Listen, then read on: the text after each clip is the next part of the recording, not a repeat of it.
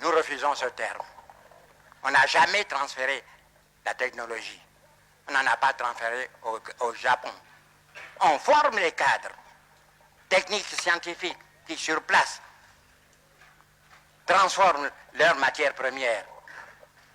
Alors, voyez-vous, nous sommes extrêmement patients, mais des patients actifs. On peut retarder le progrès, on ne peut pas supprimer le progrès. Nous avons la certitude que dans 20 ans, 30 ans, 40 ans, au plus, qu'est-ce 40 ans dans la vie des peuples quand le monde compte des milliards d'années d'existence? Nous aurons des hommes capables de transformer nos matières premières. Quand nous aurons à discuter en ce temps-là, quand ils auront à discuter en ce temps-là du coût de l'acier, non pas de minerai de fer, bien alors, il y aura un langage qui sera compris, le langage de l'intérêt commun. Il va de la survie de l'Europe et de la vie de l'Afrique. Il y a une nuance. Je continue à me battre pour faire comprendre à nos partenaires européens que la lutte finale, si lutte doit être finale, ce ne serait pas avec des fusées. Ce serait sur le plan essentiellement économique. Et l'Europe n'a pas de matière première. Les Américains en ont, mais pas en quantité suffisante pour en céder à leurs frères et leurs alliés européens. L'Asie, la question n'intéresse pas, je ne vais pas rentrer dans certains secrets, dans certaines confidences. Mais l'Asie, même si elle avait des matières premières, la population est telle qu'elle ne pourrait pas, l'Asie ne pourrait pas couvrir ses propres besoins. L'Amérique latine, vous savez la situation qui prévaut depuis des siècles dans cette partie de l'Amérique.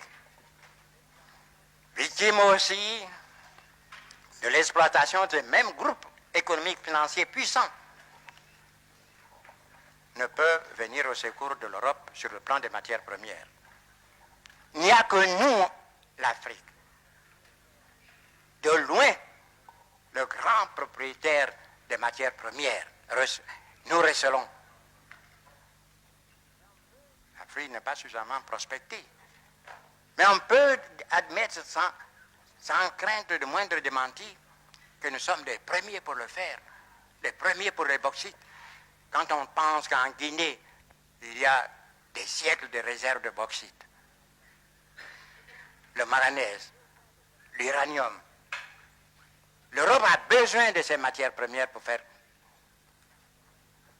donner du travail à ses hommes, à ses ouvriers.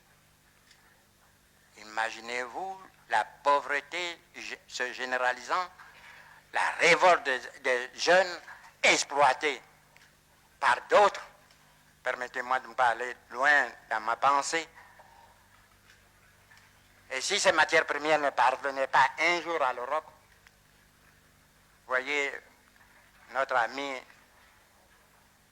à faire face à 1 million ou 2 millions de chômeurs, et ce n'est pas facile de régler cela, malgré leur bonne volonté, ils y arriveront.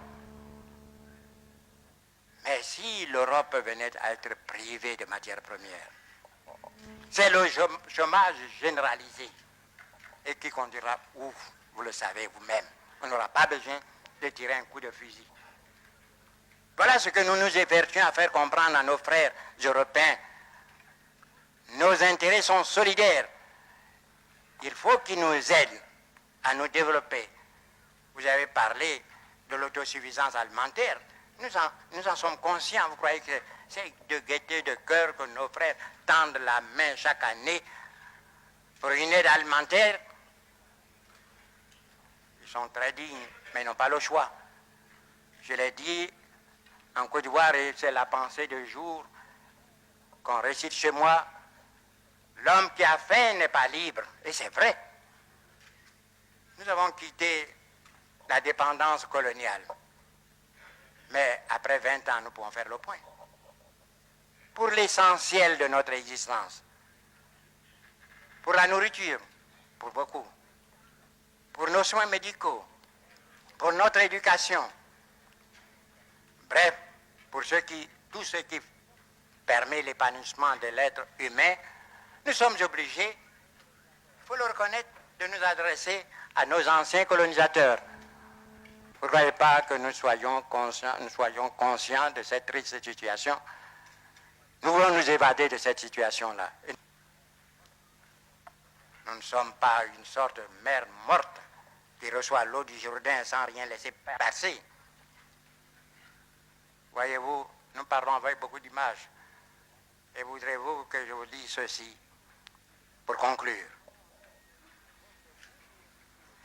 Chez nous, on dit qu'il faut que vous nourrissiez votre enfant jusqu'à ce qu'il ait poussé des dents, afin qu'il vous nourrisse quand vous aurez perdu les vôtres.